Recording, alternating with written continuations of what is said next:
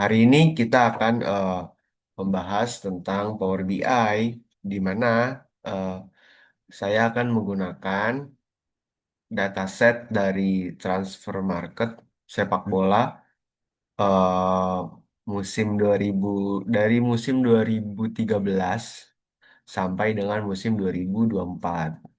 Jadi yang bisa dilakukan Power BI itu eh, sudah mencakup hal-hal penting dalam eh, data ya, mulai dari bisa kita data cleaning, relasi table, hingga visualisasi data. Nah, memang dia tidak custom made, jadi bukan tidak custom made ya. Jadi dia lebih beberapa sudah ada eh, fitur-fitur yang memudahkan gitu. Tapi sebenarnya kalau mau custom itu lebih enak di Python, tapi kita hari ini akan mencoba untuk menggunakan Power BI. Oke, dari sebelumnya ini saya sudah masuk, sebenarnya sudah selesai yang saya buat, cuman mungkin saya akan menjelaskan ulang bagaimana proses pembuatannya seperti itu. Nah, pertama tentu saja yang paling penting adalah data itu sendiri. Jadi di sini saya mempunyai, tadi sudah saya jelaskan ya, ada data dari transfer market yang yang isinya ada beberapa tabel yang saling berhubungan, yaitu ada appearance, club games, clubs, competitions, game events, game lineups, game player valuation, player hingga transfer. Sebenarnya masih ada satu lagi kompetisi, cuman itu eh, tidak kita gunakan karena saya tidak membutuhkan itu untuk visualnya. Seperti itu, teman-teman. Jadi ada beberapa hal yang harus kita pahami dari struktur data terutama ya, apalagi data eksternal yang tidak kita olah sendiri. Pertama kita harus menentukan tujuannya dulu nih, untuk apa kita ingin memvisualkan apa yang ingin kita tampilkan gitu, kepada siapa juga gitu. Jadi saya membuat skenario di sini, saya ingin mempresentasikan memvisualisasikan data ini kepada satu, pecinta sepak bola, kedua adalah para pundit, mungkin seperti itu. Jadi ada beberapa target memang yang sudah saya targetkan gitu. Dari data ini mau dibuat apa gitu. Pertama, mungkin sebagai gambaran umum overview tentang sepak bola itu pasti ada berapa klub sih yang terlisensi profesional yang terangkum dalam data ini. Lalu ada uh, uh, tim, pasti kita kan siapa sih tim yang paling produktif. Nah, di situ saya juga telah merangkum total goal by team. Jadi selama season 2023 2024 gitu. Lalu ada Wonder Kids, pemain di bawah umur 21 tahun yang mempunyai kontribusi terbesar. Nah, kontribusinya ini dihitung dari apa? Dari gol, assist, dan penampilan. Seperti itu.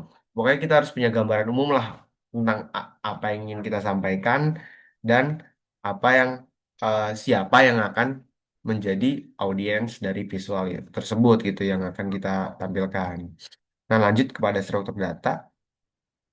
Data-data ini kan sudah dia merangkum datanya itu, misalkan appearance ini. Dari appearance itu dia punya uh, primary key-nya, appearance ID, lalu ada foreign key-nya, games game ID dari game daripada table games, lalu ada player ID dari player club ID dari clubs, ada player current juga, itu ada yang pastinya ada tanggal. Hampir di setiap table dia mempunyai tanggal, karena itu nanti bisa dibuat, karena gini, tahun ini memang hitungannya season gitu. Cuman dalam misalkan penampilan ini dia di tahun berapa itu nggak ada kan. Maksudnya belum terangkum, kita belum punya kolom tahun itu sendiri. Jadi jadi dia pasti punya date gitu untuk tadi menanggalkan ini siapa, kapan sih terjadinya ini. Misalkan gitu, hampir di semua. Misalkan klub games juga nggak punya sih, cuman dia ada di klub. Biasanya sih kayak gitu ya. Hampir yang berhubungan dengan, nah ini ada season kalau di klub. Kalau di klub itu adanya season. Season ini juga diambil daripada ini sendiri. Sorry, nggak kelihatan. Season ini diambil, oh udah ada season memang bentukannya season. Tapi hampir semua itu punya tanggal ya. Kayak ini competition, eh, ini nggak punya deh. Games event yang berhubungan tentang kejadian tuh pasti ada, hampir ada tanggalnya kayak line up, event, event dan lain apa aja punya tanggal yang berbeda gitu kan untuk penentuannya nanti seperti apa. Games punya sendiri padahal mereka terrelasi kan. Game game event, game line up, games itu mereka punya tanggalan sendiri untuk nanti perhitungan masing-masing gitu.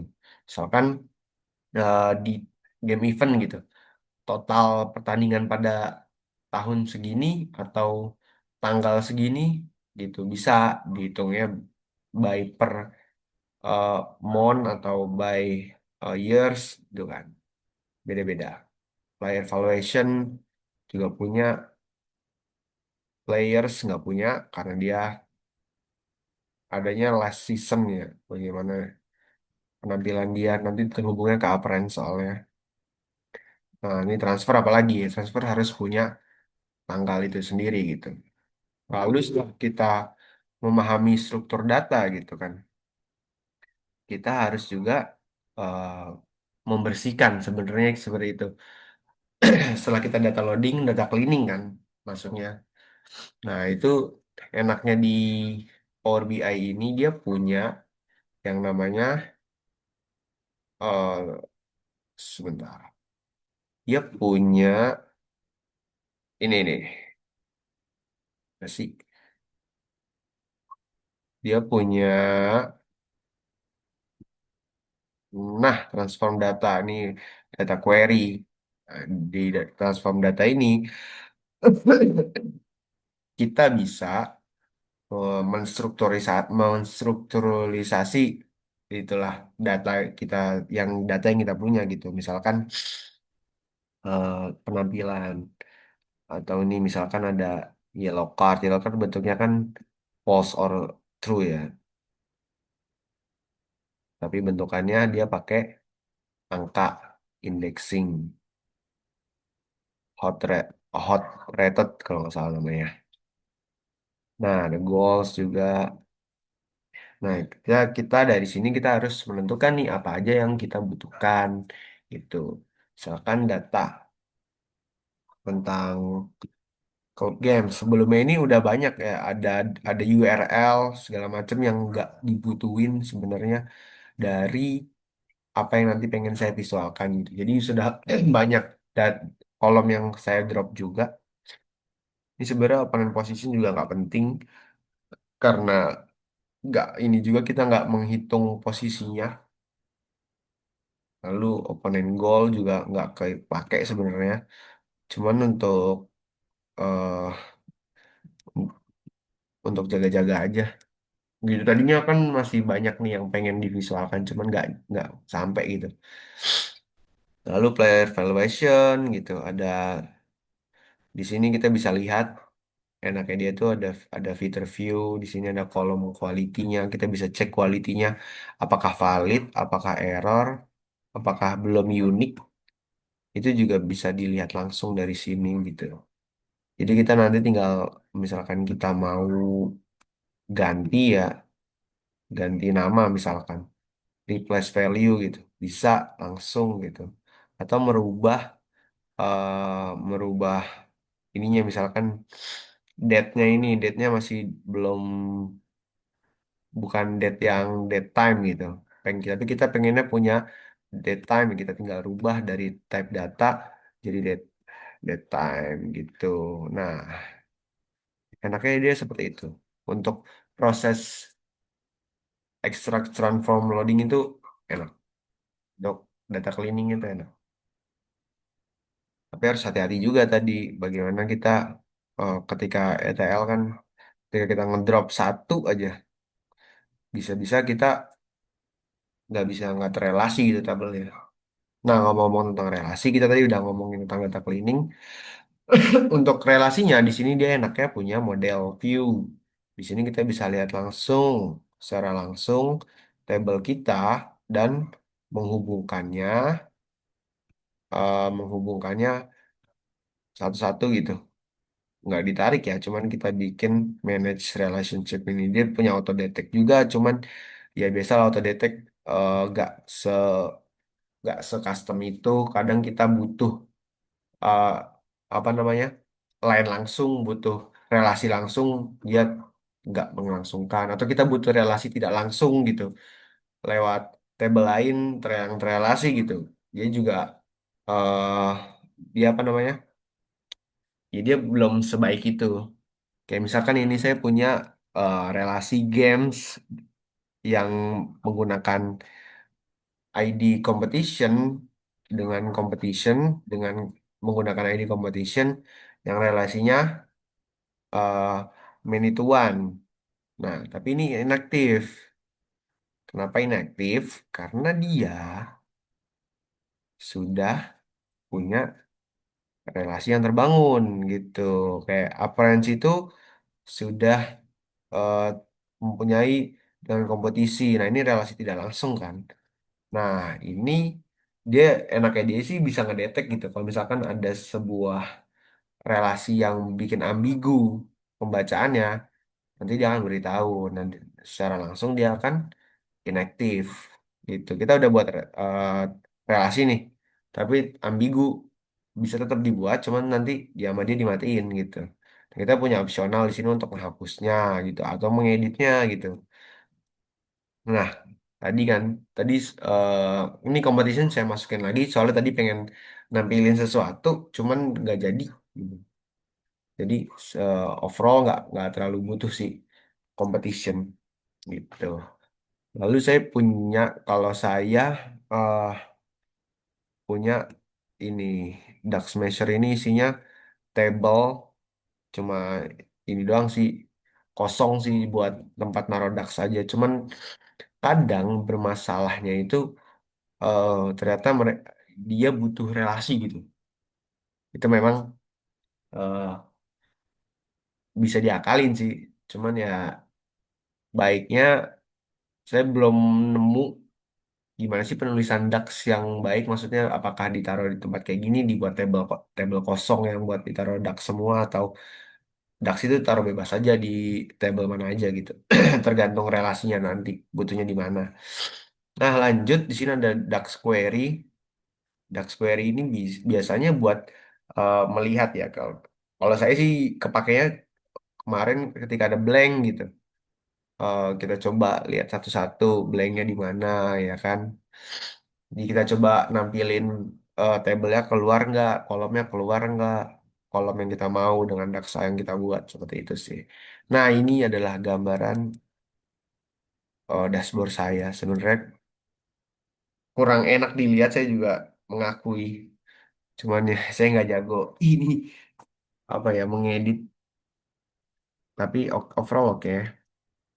Hehehe. Nah, ini tadi ada beberapa hal yang eh, penting dalam dashboard itu pastinya adalah chart untuk menunjukkan eh, gambaran umum gitu atau hal yang ingin kita highlight gitu. Nah, dari beberapa itu yang saya ingin highlight ini pertama adalah total transfer pemain terjadi. Total transfer pemain terjadi ada sekitar 79.000 kali dari awal musim 2008 apa 2013, sorry, 2013 sampai 2024. Lalu berapa sih jumlah pemain profesional di dunia itu? Menurut data transfer market ini ada sekitar 33.000 yang terdata. Lalu jumlah klub profesional itu ada sekitar 439 yang tercatat dalam datanya transfer market. Lalu pertandingan 11 musim nih. 11 musim terjadi berapa kali pertandingan sih? Ada 74.000 sekian pertandingan. dari 11 musim yang sudah dicatat di sini. Nah, di sini saya punya beberapa tabel.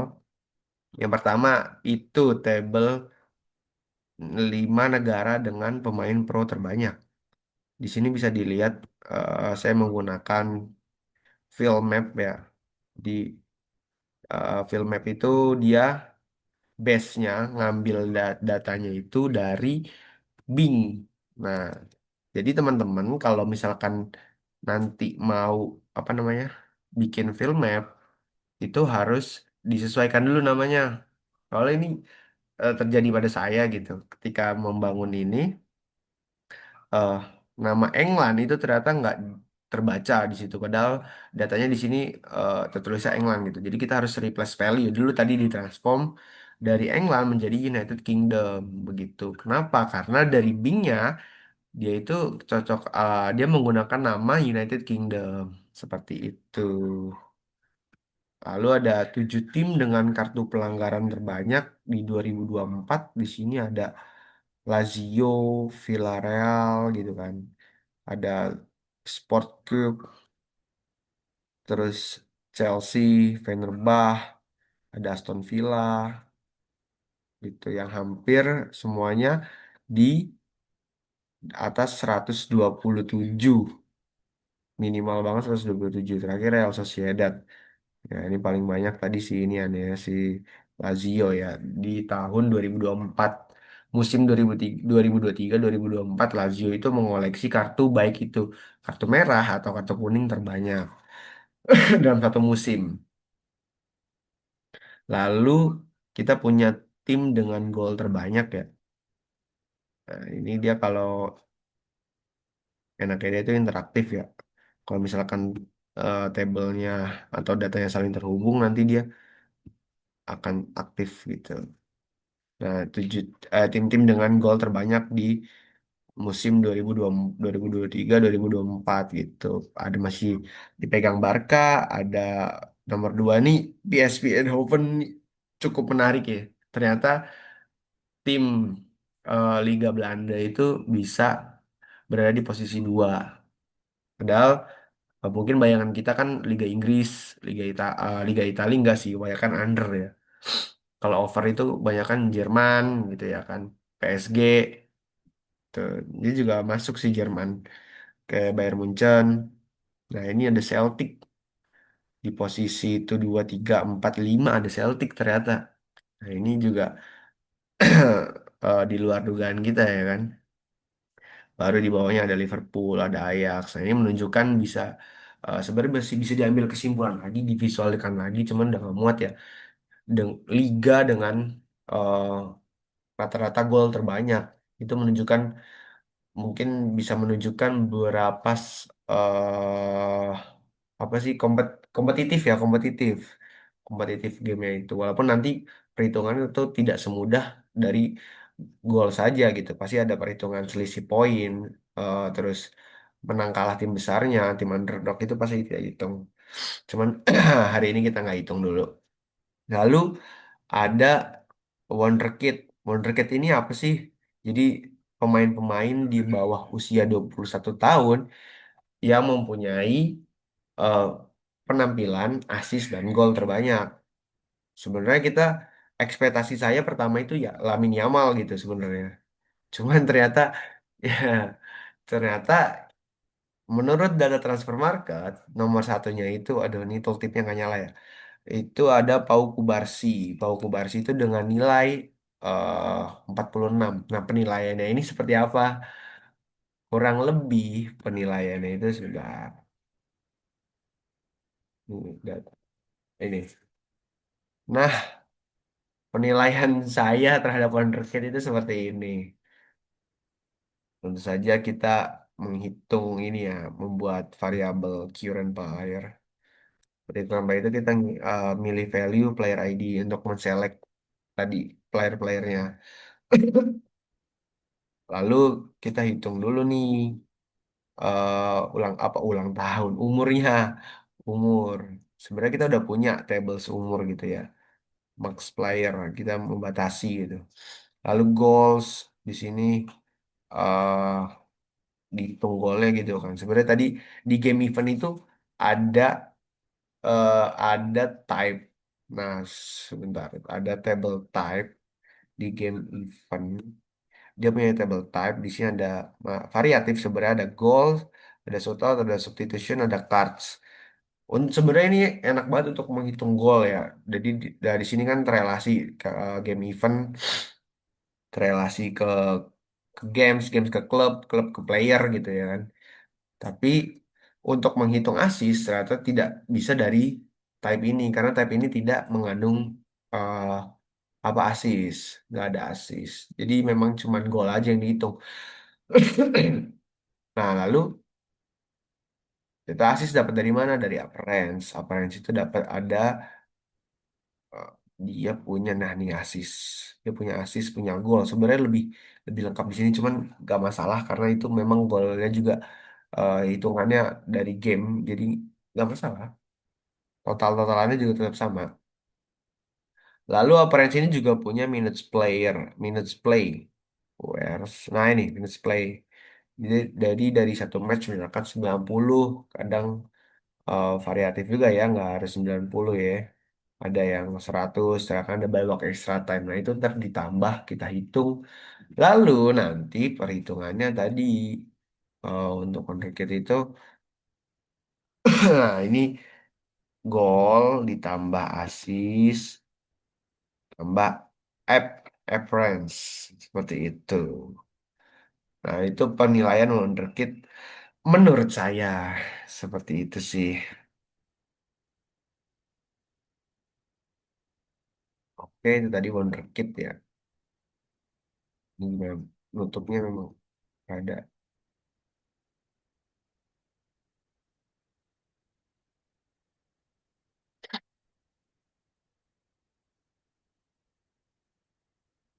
Oke. Lalu ada nilai tim. Nilai tim ini diambil dari mana? Dari market value. Market value-nya kita hitung dari tahun 2022 sampai 2024. Menariknya ini ada 6 tim.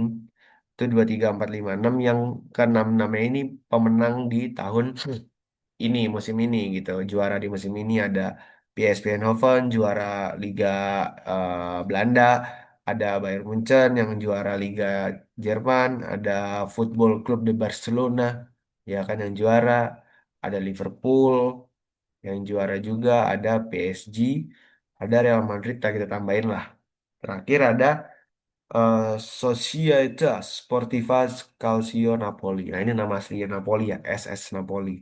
SS itu Società Sportiva, SSC ya, Calcio Napoli. Nah, menariknya ternyata nilai Madrid itu paling mahal gitu ya. Stuck dia memang konsisten dari tahun 2022 sampai 2024 itu nilai timnya itu naik gitu, nilai tim, nilai pemainnya, nilai tim-tim pemain. Nilai timnya itu diambil dari nilai-nilai pemainnya, harga gitu ya kan. Seberapa berharganya kan asetnya kan di pemainnya.